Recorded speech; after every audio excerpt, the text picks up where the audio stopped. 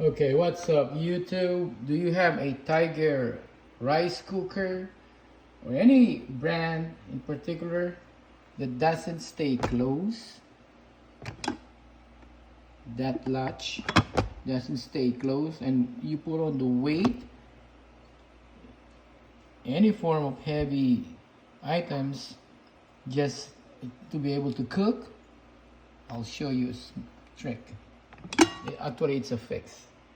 Okay, beneath the that latch there is an unsuspecting screw, so you have to just get a Phillips screwdriver and tighten it clockwise, just like that. Make sure it's snug and tight, but don't over tight it because this is made of plastic. Just snug tight, and let's see. There you go.